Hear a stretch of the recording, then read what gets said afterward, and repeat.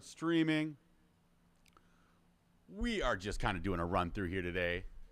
We realize that if you all are watching this, you're like, what are we doing? What's happening is Thursday. We're going live from Barney's. So we're kind of figuring out what that is all about right now. So we're going live from Barney's.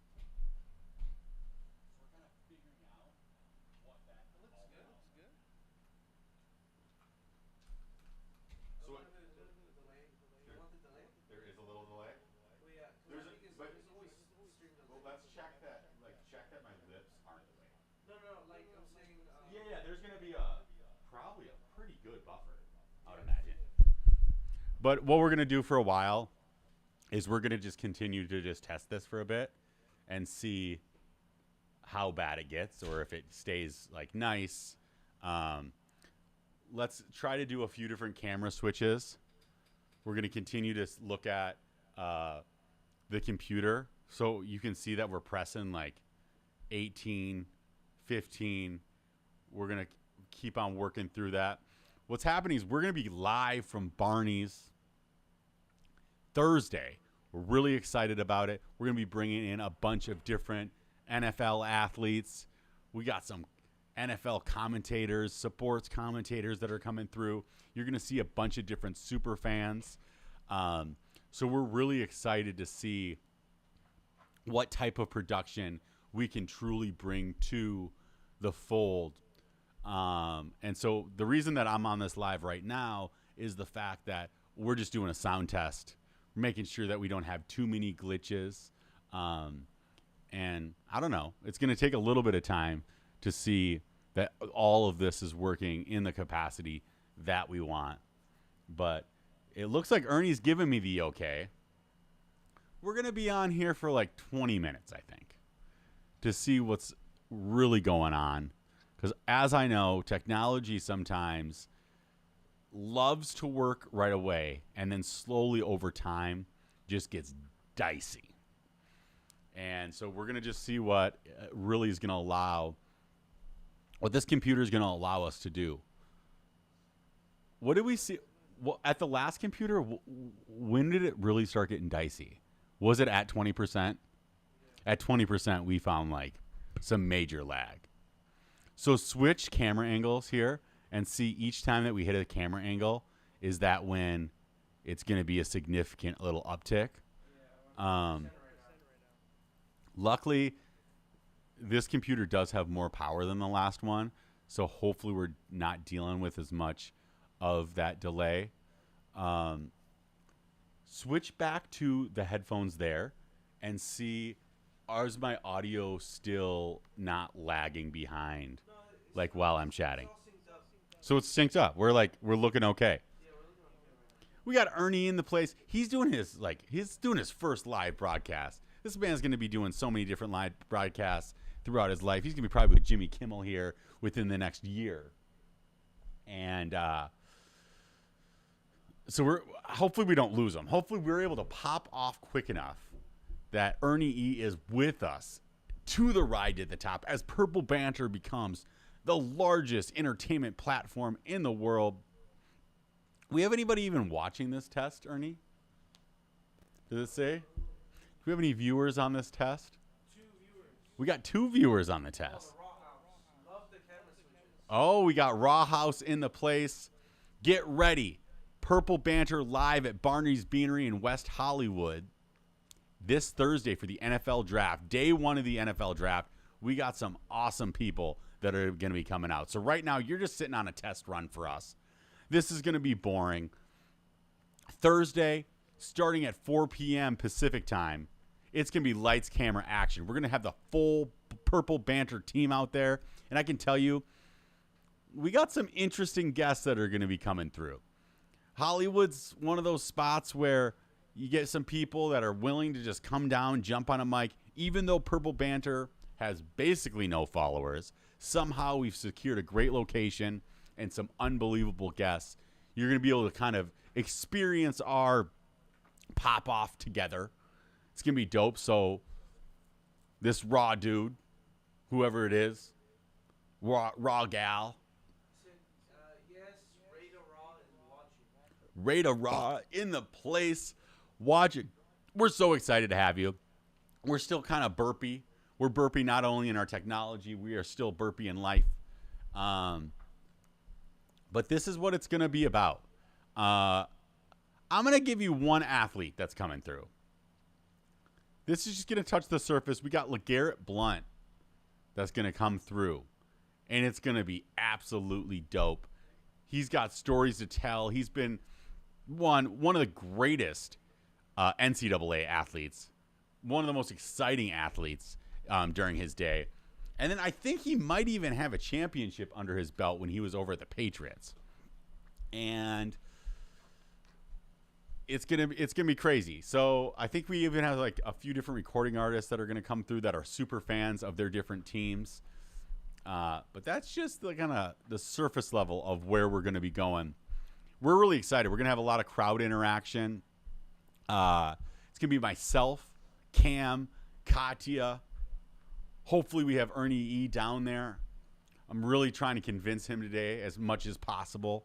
He's like, give you a ride or die with the team. It's going to be exciting. It's going to be a full-fledged show. I can guarantee you, if we're at a bar, Cam is going to be riled up. He's going to be pent up. He's going to be ready to rock. We're going to have chicken wings flowing, beers flying in the sky. We're going to be pouring beers probably on mics. I guarantee we lose a mic on Thursday. And that's okay, because we're going to just return it to Best Buy and say, my bad. Cam's bad. It's going to be interesting. We have some really good shows that are really starting to launch on Purple Banter now. We have the Come Up with Katya. Those shows are dropping on Wednesdays. We have Corruption Chronicles. They're dropping another show next Friday. Purple Politics. I'm trying to get the curly-headed overlord to come through and help me drop a show with her this next coming Wednesday. And also, check out our sister channel, Jam in the Van. You come through. Yeah.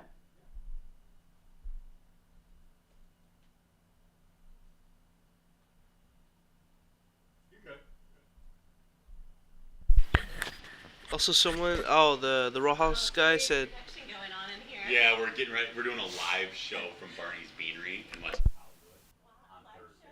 Yeah. So we're gonna be like on the patio. Testing it right now.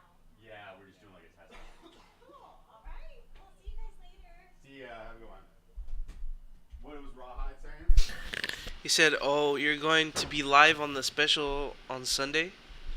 We're gonna be live on Thursday. Thursday. At 4 p.m. Pacific. It's Okay. the first day of the NFL draft. For sure. So, I'm a big Vikings fan. One of the shows that we have is Vikings Weekly.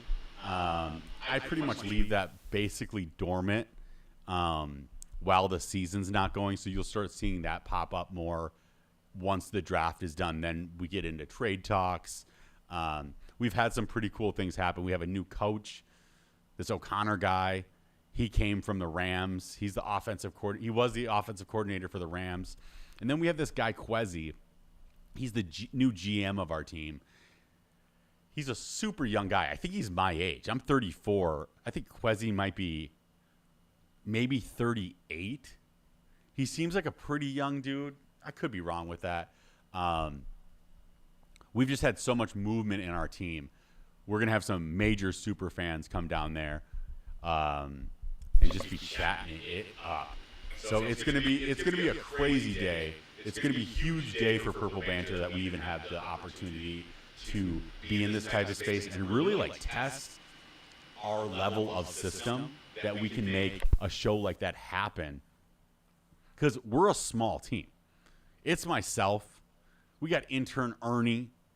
He's the director and the producer, the main developer of this show. Katya, she's our COO. She really holds down all the operations, helps us get all these different guests. And then we got Cam, he's our upstart, huge next level entertainer in the country. We're just lucky enough to be able to build this with him. And so we have a small team that has been building from the ground up for a while since COVID, and now is finally catching this certain level of traction that's going to allow us to really expand past all of the different things. As you can see, if you go back in our catalog, we still are dealing with like a bunch of different technical glitches. We're still dealing with like learning how to use new cameras and use these different systems that are available. But that's some of the fun of it. It's fun to learn as we go. We are a company that's been built on, we just like look on YouTube and Google what we don't know and say, okay, this is the next thing that we're trying to figure out. Let's get on the YouTube. Let's figure out this next little switch or button or thing that we need to buy in order to make it happen. So this live at Barney's Beanery on Thursday is going to be a really interesting test for us to be able to totally overstretch what we've been currently been able to do and see if we can kind of take this thing to the next level. Because I want to be the type of show that we can interact with people live. We could continue to help individuals build their brands up. We're bringing on a lot of new comedians. They're going to start their own shows. Like Corruption Chronicles, for example, she was a mayor of this small little beach town in Northern California, and she has a show on our platform right now. My dad has a show on our platform called Titanic Times, where he's talking about hitting icebergs in life and like recovering from it. Interestingly enough, our family had a person in the Titanic that died. His name was W.T. Stead. He was best friends with this guy, John Asher, who was the richest guy in the world at the time. And WT was on the Titanic going to Carnegie Hall to speak at a peace convention. He found himself at my age, at 34, he started, he was the youngest editor of the Pall Mall Gazette, which was basically like the New York Post. It was like this big newspaper in London that was also kind of racy. So, for example, he coined starting to like follow serial killers. So he coined Jack the Ripper. And at the time, London was super mad about this because it was this like very pristine, like luxurious spot. You know, they were trying to like be all bougie. We're too high society. We don't want to talk about this killer that was on the loose. And so he was the first individual that they were able to find that they actually like named the murderer. Like they gave him like this salacious name, Jack the Ripper. And he chronicled all of these different murders that were happening during that time. Then he fell onto this, he realized that the underbelly of London society had a huge problem with child sex trafficking.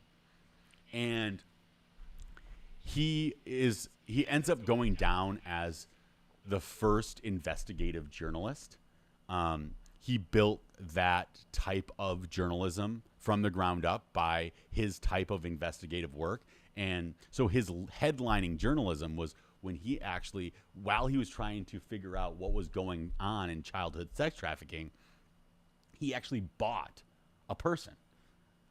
And with the whole time dictating every single encounter that he had in order to drop this huge article that like unraveled the system and the places that were at work that were involved in childhood sex trafficking. So that was like his blow up time.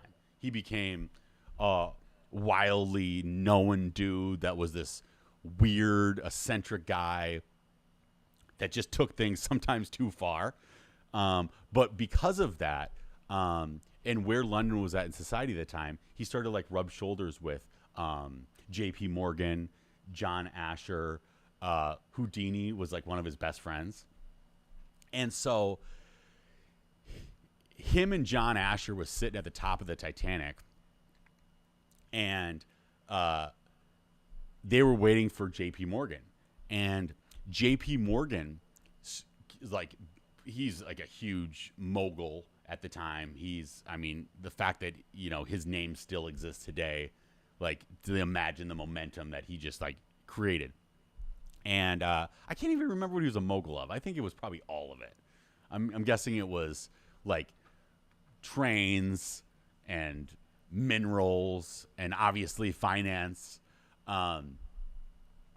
And so, like, one of the stories that he even tells that he even got off of the Titanic, even though he died, was the fact that J.P. Morgan pulls up, and J.P. Morgan was really known for having some really young women around him a lot of the time. Usually, I think, huh? Too young. Well, I don't know if they were too young, but like enough where like this dude was older and he was just known for having like young women. And I don't know if I'm outing JP Morgan. I don't think he was a pedophile. I'm not sure. I'm not going to say all that. But he was like an old dude that hung out with young chicks. Just call him Hugh Hefner.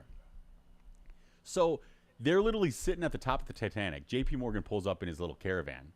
Somebody comes out and gives him a manila envelope. And before he gets on the ramp to go onto the ship, he opens the envelope, reads it, get back into his car, and bounces. I'm not a conspiracy theorist. I am a conspiracy theorist. I lied to you. So I don't know, but that's not to say that I knew that he knew that there was something going on, but there was an envelope that was passed. He read it and he bounced. So, to go back to this, so John Asher at the time was going to this huge financial conference that was like being held somewhere in the northeast of the United States. WT was going to speak at Carnegie Hall to. So I have to slow down. John Asher was going to the Northeast to be able to talk about the gold standard up in the Northeast. So the United States was trying to come off of the gold standard.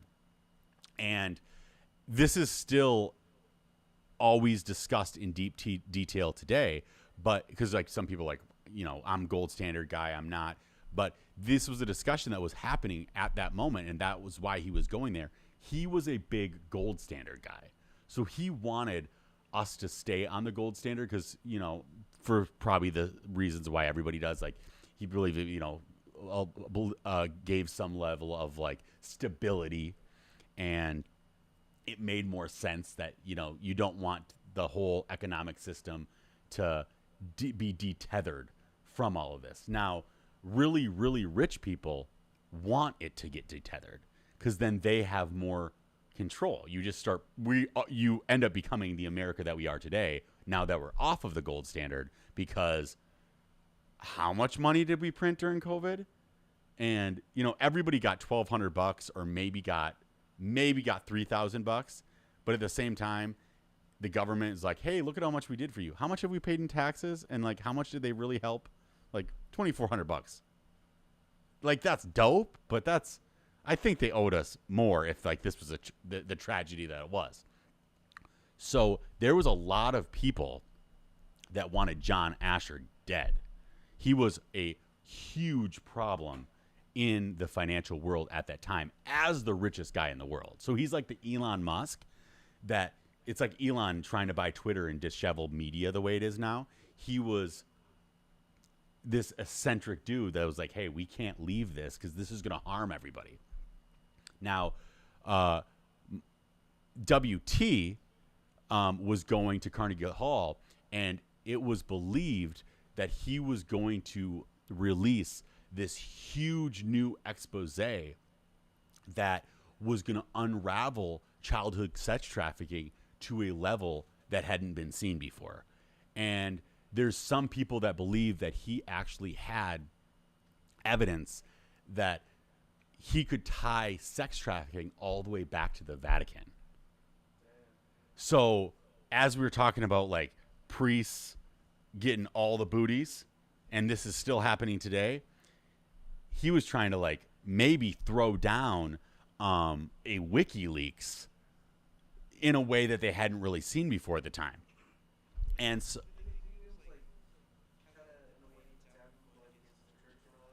of course,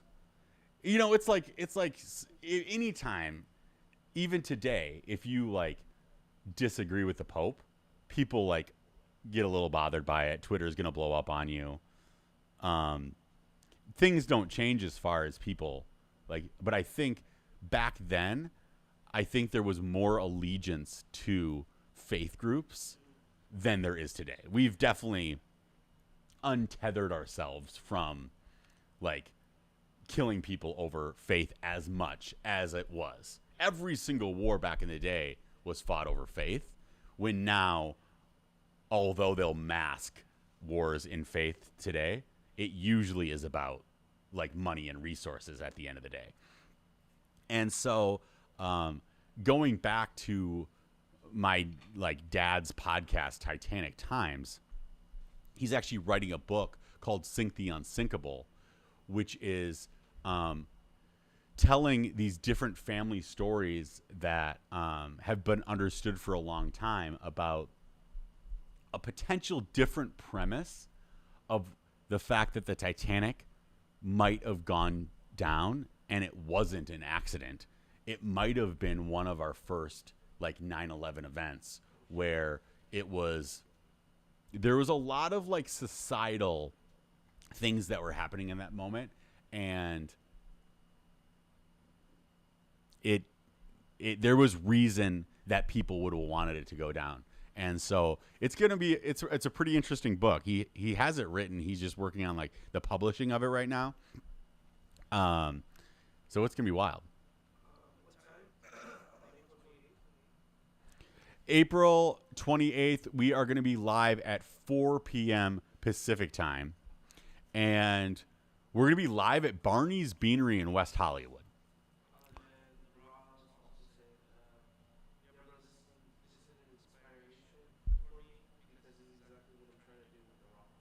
Nice. Rajas, where are you from? You living in LA? Come link with us. We always need more people on our team. We're still tiny, and we are slowly making it grow. It is a gradual process. Some things go quicker than others.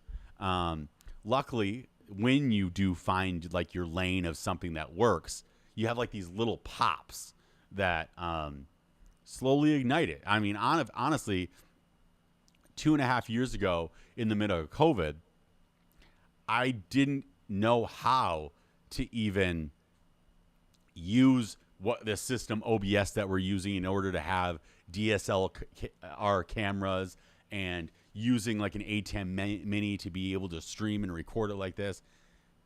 My fiance, the curly-headed overlord, I just don't dox her. That's what we call her. She keeps us in check. She's looking at me like, LJ, what are you doing? You're chatting alone, looking at this camera. Nobody's watching you. You don't even release these videos. And I'm trying to tell her, the reason we don't have any lights on right now is this is a test. We're just kind of figuring it out. But if you're listening to this test, welcome. And I'm just explaining the story of how we were kind of starting this. I was just rambling to myself, trying to figure out all this technology. And now, 2.5 years later, we got Ernie E in the mix. He's helping us figure it out too. And we're still constantly trying to learn how to be able to do it better. Learning that we don't have the right cameras, don't have the right computers, don't have the right mics, blah, blah, blah, blah, blah. We're just kind of continuing to grow. And I hope that over time, this can be a testimony of like, one is better than none. The best thing that you can do in life is just kind of like start throwing yourself out there, keep on trying, keep on fighting for something, hope it makes a little bit of sense. And if you keep up enough, not either stay up late and figure your craft out or wake up early and figure your craft out. I don't care when you sleep. Just try every single day to kind of fill in the gaps of what you like and try to build it into a future that works. And hopefully it can happen. I'm sitting here talking on this mic. It's not working yet. I mean, it's working to a certain extent. We're starting to build a team. We're making it happen. Ernie E's got us figured out. But we still aren't in a space where like we're financially set. A lot of this still doesn't make sense of what our next direction, how it really falls. Right now, what we're doing is we're helping a lot of different podcasts come onto this network.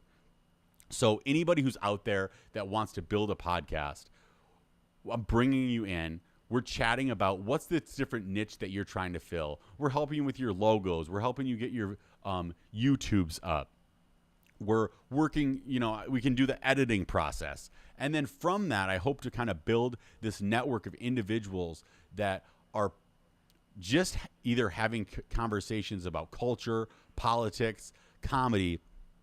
For in the end, we're able to land in this space where we have this collaboration of individuals that have unique voices that are trying to just push what's really being talked about. My biggest concern in the midst of COVID, George Floyd, like the Donald Trump era, whether you like it or not, was this different level of, and even like while we're broadcasting live on YouTube, this level of like censorship that was happening. I was really experiencing that when I would go home, chat with my boys, chat with my fiance, chat with my friends and family. Most people would hear different things that were going on and go, this is wild, this is wrong. But what are we supposed to do about it? And mainstream media kept on like beating down this idea of like, we know exactly what we're supposed to do.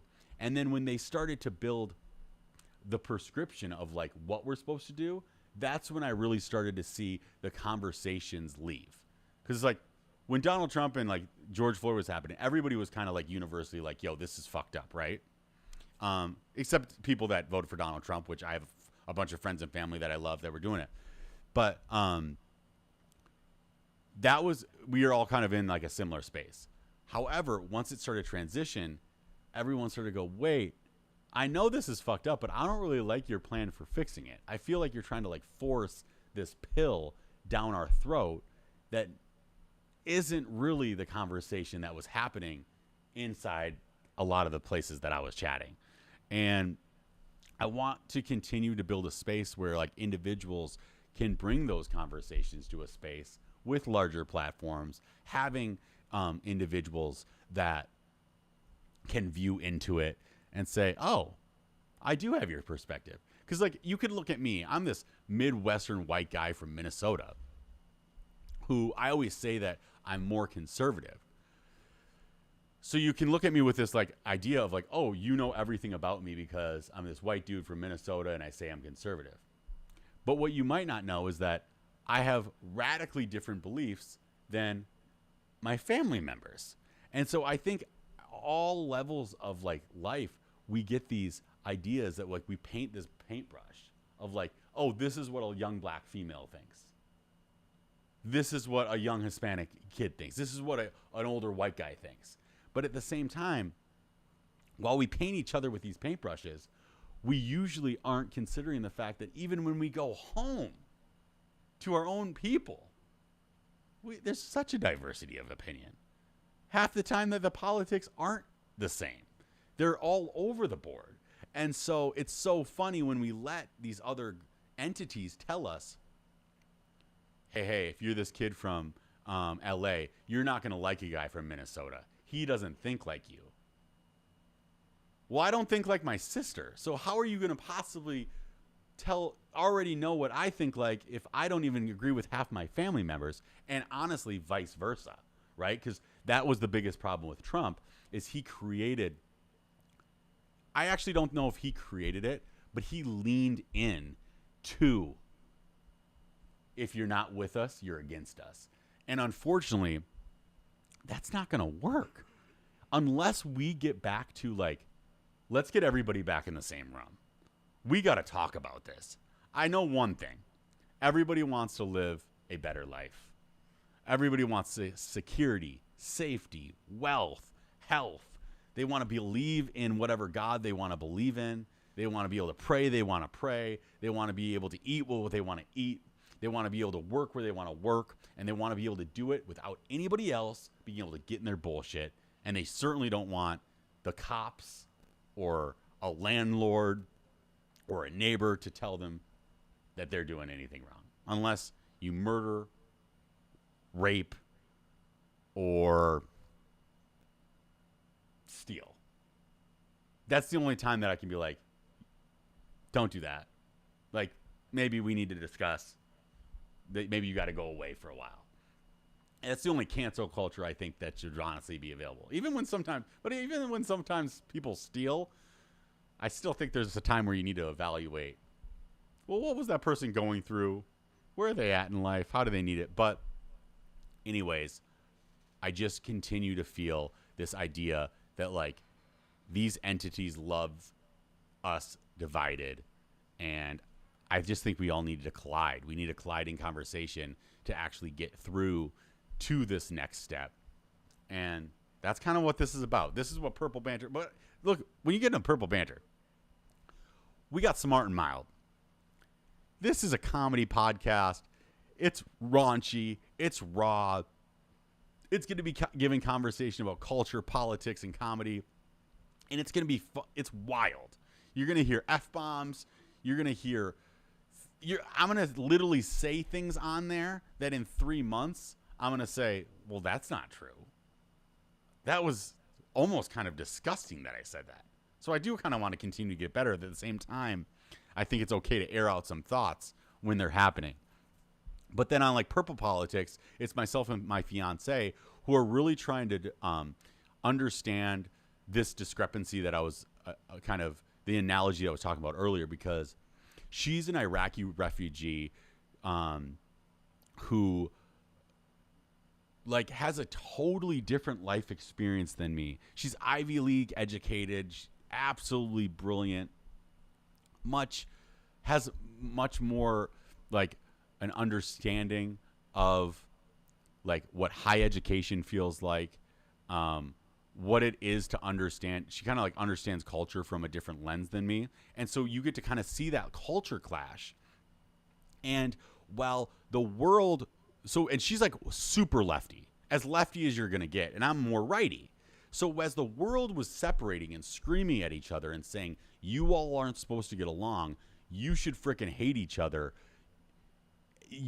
the other is the problem. We actually found ourselves in a space where we started to agree upon more. We agreed upon the fact that, like, one, we started to love each other more through the idea of realizing that our intentions for the world were the same. However, the game plan of how to get there sometimes certainly is divided. Like on a political issue, I find myself totally on the other side of what the prescription is to be able to get to path of clarity. But why I think, or like what I hope the outcome is, our outcomes are usually very similar. And through the chaos of COVID, Trump, and George Floyd, we actually found ourselves being like, damn, we both want the same thing. We just have like these different ideas of how to get there.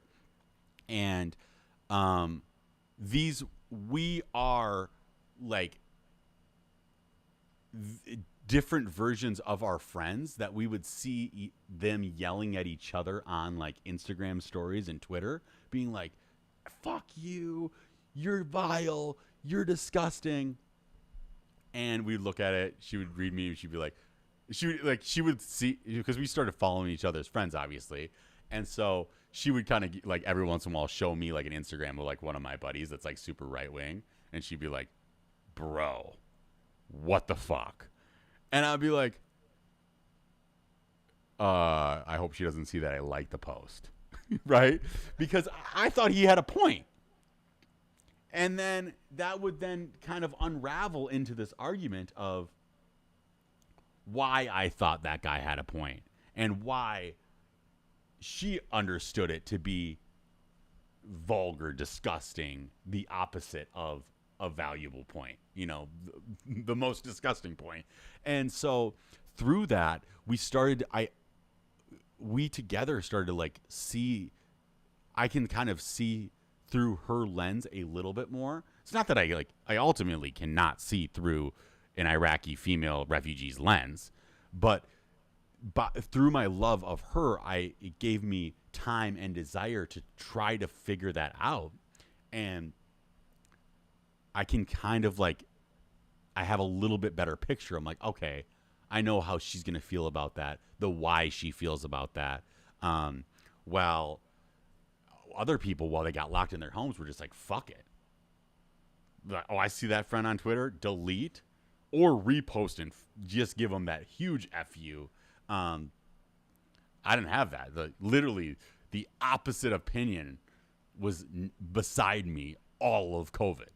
And it honestly made for like, I think it was the most blessed situation in the world. So there's certainly inspiration of how Purple Banter started through the dialogues that we are having with that. We're still doing this live. What this is all about is Purple Banter is going live at Barney's. Of all this political, social, cultural talk that I've had, the main point here is that we're going to Barney's Beanery Thursday, and we're watching the NFL draft with the boys and Katya on the 28th, 4 p.m. Central Time. Ernie, what's the odds of you being there with us? What do you think right now? What in your head?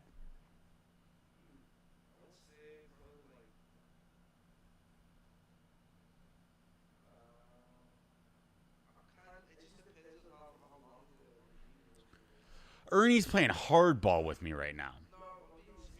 I know you're being serious. I know. I got to sweeten the pot. I realize I got to sweeten the pot for Ernie to get down there. The time frame's tough.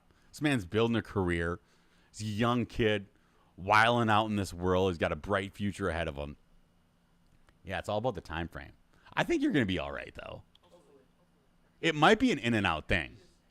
You're not getting there at 8 a.m.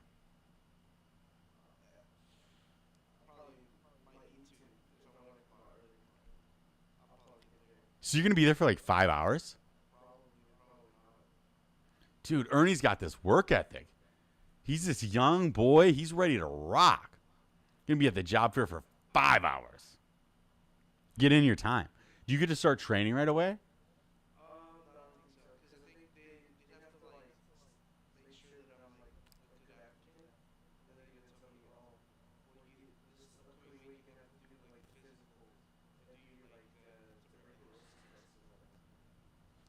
So what do you think is going to take time? Because usually at a job fair, you kind of like what you do is you run around, you grab everybody's business cards. They give you like their little brief synopsis. And so you can kind of run around. You can get probably like 20 business cards in like a 2-hour period. Because you just kind of like, you hop.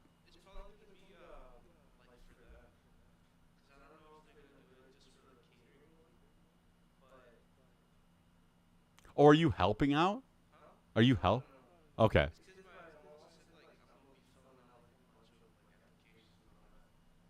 Got it. Just making sure that you secure the bag. Ernie's got to secure the bag on Thursday.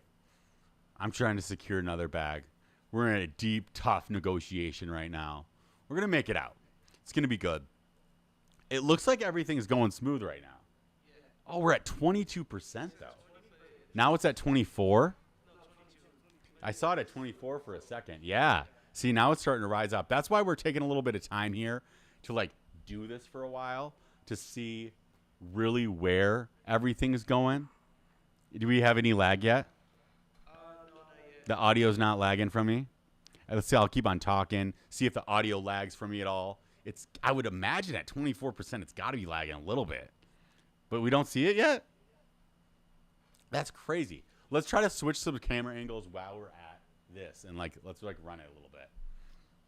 So we're gonna just flip them back and forth for a little bit. Let's see how high we can get our computer usage up, and see if this becomes a greater problem. And I don't know why it like drops from 18 to 23, 24. We got raw guy in the house, raw girl in the house. Probably not still. I can't imagine you're still on here. If you are, we love you. God bless. We'll keep on talking. I just think that we finally maybe have a computer that can keep up. Yeah. That's what's going on. There's going to be a few issues that day. It's going to be hot. So I'm going to figure out a way to kind of cover this thing up. But I'm baffled. We don't have any lag yet. This is a beautiful day. It's 4:20, y'all. I personally don't smoke weed. I was never able to graduate from it. One time I smoked weed, I thought I was going to hell. The other time I smoked weed, I thought I was going to heaven. Anytime you think you're dying every time you smoke weed, you can't smoke weed. Luckily, those like experience. Whenever someone talks about doing ayahuasca is. I actually don't know what it is. It's like I think it's a root. I think ayahuasca is a root. That's LSD. Yeah, so a mushroom would be LSD. Peyote, I think, is its like own thing. I think peyote might be a version of, I want to say like heroin or something like that. I don't know. I mean, they're all like something of like like those the crazy drugs always end up being like an extract of what these other ones are. No, peyote. No, peyote. I'm pretty sure is an extract of opium, or opium is an extract of peyote. I think yes. But yeah, I wasn't able to graduate from weed. It didn't. Like so when people tell me about their ayahuasca trips, I got a few different friends right now that are like loving ayahuasca. Those trips that they tell me about ayahuasca, that is how pot feels for me. When they say they like talked to the gremlins, they had ego death, they died, their whole life flashed in front of them. Like when I smoke a hit of weed, that's what it feels like. I literally have my life like flashed in front of my eye. I'm a pussy.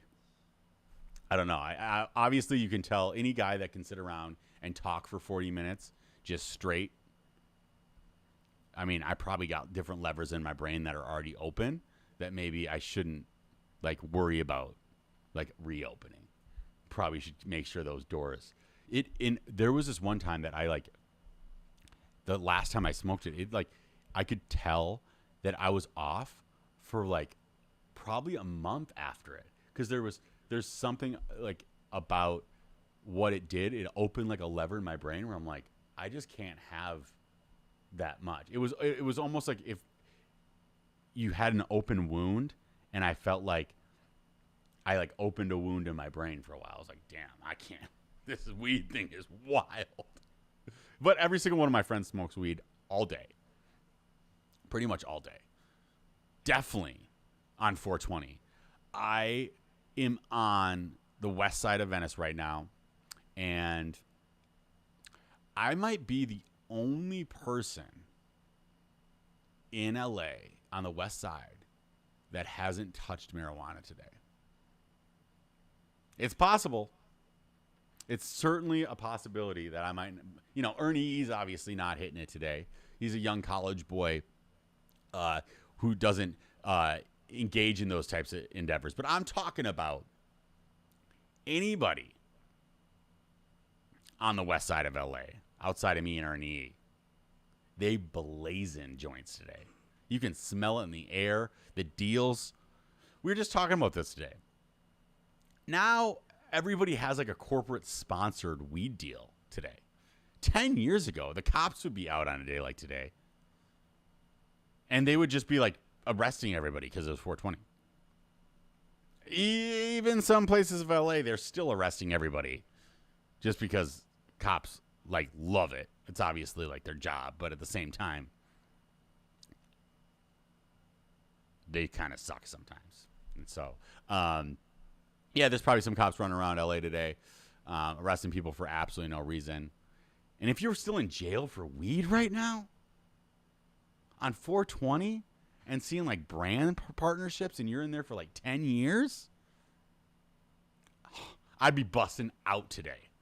You'd have to just like, what do you call it when you get like immunity? You get pardoned? Yeah. I would pardon myself today. I would just open the gate and say, I am pardoning myself. LJ is outside. I feel for those dudes right now. That's crazy. Doesn't make any sense. See, you could be not a weed smoker and weed should still be legal. I don't get that. That's definitely one thing the right is messed up on. Why they even care about weed is crazy. All those guys are smoking weed. Every single politician is smoking weed, doing coke, and probably cheating on their wife. And they want to sit around and tell anybody that they're doing something wrong in life. And I know a lot of people that are doing all those things all day. Other than cheating on your wife, I don't think you should do that. It's a pretty bullshit move. Just divorce her and do your own thing. Doesn't make any sense, but I know some pretty high functioning cokeheads, actually. Kind of, yeah. Yeah, they're like pretty successful. They always seem a little bit. It doesn't seem like it's the right thing to do. Like it. I know, like, there's definitely like occasional people that do it every once in a while. They seem pretty level headed. Looks like it's just a normal person. A lot of people in the world just will periodically do these drugs. But the people that do it like pretty regularly, like in every weekend, I know a good amount of high functioning ones. But there's always like that little tether where you're like, you need to like reel it in like a little. Like, I get you're having fun, love it, live your life, have that season, but like, you can always tell that they need a nap. They just need to like just have like a nice peace retreat. But the problem is what these people do is they go on coke bender for like 3 years, and then they tell you, I'm gonna go take a peace retreat. So you're like, okay, oh dude, thank God, like you're going to take a peace retreat. You need that. And then they go on their peace retreat and do ayahuasca. I'm like, what are you doing, dude? Like you need to chill. You need to go take a nap. You need to go on like a silent retreat, not an ayahuasca retreat. Everyone's just ratcheting it up when they need to reel it back. I don't know. What this podcast is all about today, this is a test. We're bringing it down right after this. I'm sure Raw Gear is already gone. But live from LA, West Hollywood, Barney's Beanery, Thursday at 4 p.m. We are going live, baby. And I think somehow we actually passed this little test. So here we go. Over and out. God bless.